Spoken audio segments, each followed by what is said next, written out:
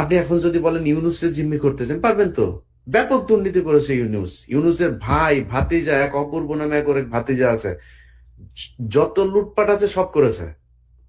এই এই যে আসিফ মাহমুদ, এমন কোন লুটপাট আছে যেটা সে করে নাই? এমন মিনিমাম কোন জায়গা আছে যেটা করে নাই? এই যে মাহফুজ আমার কাছ থেকে টাকা চেয়েছে, 1 কোটি টাকা আমার কাছ থেকে চেয়েছে। এই যে বাংলা এডিশন দেখেন না, এই বাংলা এডিশন মাহফুজ দিতে চায় নাই। এটা এই এনসিপি ইউনুসের কোনো নাই, জিম্মি করে নেওয়া হয়েছে। 1 কোটি টাকা চেয়েছে, তার পিয়নরে দিয়ে আমার কাছে, আমার লোকের কাছে টাকা চাইয়েছে। তারা জানেও, ওই পিয়ন জানেও না যে এটা কে, কার প্রতিষ্ঠান, এটা জানেও না। এই পিয়নরে বলেছে যে ভাই এই ব্যাপার, তখন পিয়ন বলছে যে ভাই স্যার তো এটা নিচে দিবে না। রেকর্ড আছে আমার কাছে, রেকর্ড আছে, অডিও রেকর্ড আছে, অডিও রেকর্ড আছে। এই লাইনে থাকতে থাকতে শুনবেন, পরে শোনাবো না, এটা খুঁজে দেওয়ার অনেক সময় লাগবে, আমি কনসেন্ট্রেট করতে পারবো না। এইভাবে তারা করেছে। তারা যখন কিনা টাকার এই রেকর্ড আমার কাছে আসলো, তখন আমি তারা জিম্মি করলাম যে ইটা দেন।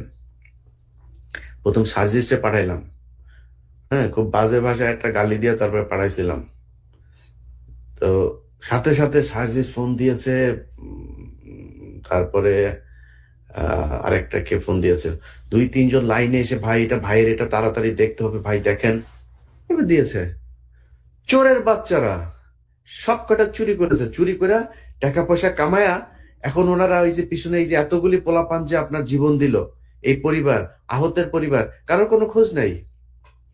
ওই কয়দিন আগে তারা করেছে, আপনার এই যে মনোনয়ন করেছে, ফর্ম বিক্রি করেছে, এক একজনের কাছ থেকে 10,000 করে টাকা। বিশাল এক বাণিজ্য। ওই রিক্সাওয়ালা ছেলেটা আমার কাছে কান্নাকাটি করে প্রতিদিন, ভাই ওরা তো ভাই ধান্দাবাজি করতেছে ভাই, এই এত টাকা পয়সা আমাদের কাছ থেকে নিচ্ছে। আমি মনে করছি যে এই পোলাটার বোধহয় ওরা মনোনয়ন দিবে, মনে হয় যেখানেই দেখ এক জায়গায় দিবে। সে ছেলেটাকে দেয় নাই তো, তুই আগে জানিস না? ওরে যে দিবি না, ও রিক্সা চালক দেখে ও পাপি। তোরা সব শিক্ষিত, এই কারণে এখন তোদের টাকা টাকা পয়সা টয়সা আছে, নতুন নতুন পাঞ্জাবি, দামি দামি ব্র্যান্ডের জুতা টুতা ঘড়ি টড়ি ইয়েতে আসছে, বিদেশে টাকা পয়সা হয়েছে, তোরা বিশাল আকারে কিছু একটা। তো ওরে ও টাকাটা নিলি কেন?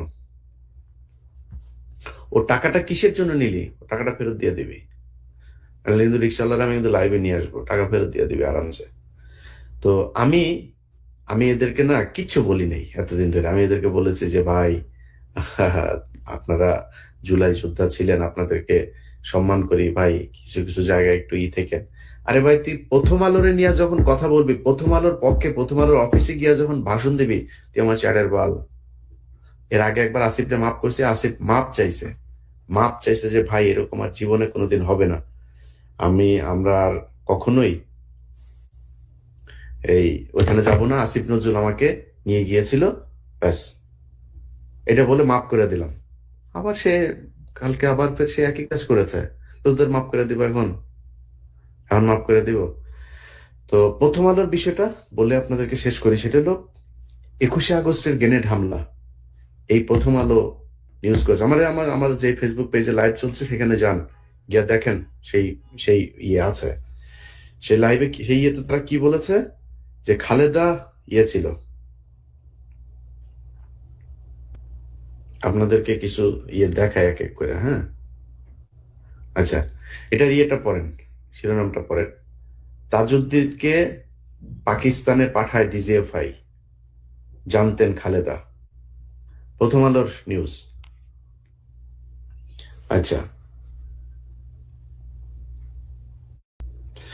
এটা হলো জঙ্গিদের সঙ্গে পিন্টুর একাধিক বৈঠক। প্রথম আলো। এই 21শে আগস্টের গ্রেনেড হামলায়, এই যে আপনার আমার আমার যে অনুসন্ধান যেটা দেখিয়েছিলাম, এটা আপনারা একটু দেখেন। আমি কালকে আবার ওই ভিডিওটা আপলোড দিতে পারি। তো ওইখানে ওরা প্রথম আলো কিভাবে জজ মিয়া নাটক সাজিয়ে, সেই নাটক বিএনপির উপর চাপিয়ে দিয়েছে, যে বিএনপি জজ মিয়া নাটক সাজিয়েছে। আমরা সেই জজ মিয়ার বক্তব্য নিয়েছি। জজ মিয়া বলেছে যে প্রথম আলো তাদেরকে 2 লাখ টাকা দিয়েছে। সেই নিউজ ঘুরিয়ে দিয়ে তারপরে তারেক রহমান, বাবর সহ তাদেরকে নতুন করে সেই মামলায় আনা হয়।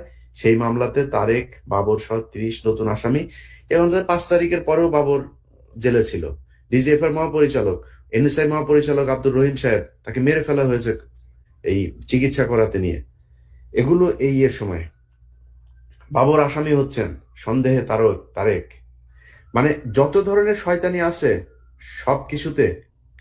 এই যে হামলার আগে বৈঠক হয় পিন্টুর বাসায়। পিন্টু চিনেন তো, বিএনপির সাবেক মন্ত্রী। আচ্ছা, তারেক বাবরের বিরুদ্ধে 21 কোটি টাকা ঘুষ মামলার অভিযোগ। আচ্ছা, তারপর দেখেন, তারেক, বাবর, হারিস ও মামুন বিএনপির 4 মহা দুর্নীতিবাজ। এটা নাকি ফালু নাকি বলছে। আচ্ছা দেখেন, পাকিস্তান, কুয়েত ও সৌদি 300 কোটি টাকা দিয়েছিল বিএনপিকে এই জঙ্গিবাদ সাজানোর জন্য। খালেদার সম্মতিতে বসুন্ধরার কাছে 100 কোটি টাকা চেয়েছিলেন তারেক। টাকা ফেরত দে, টাকা ফেরত দে।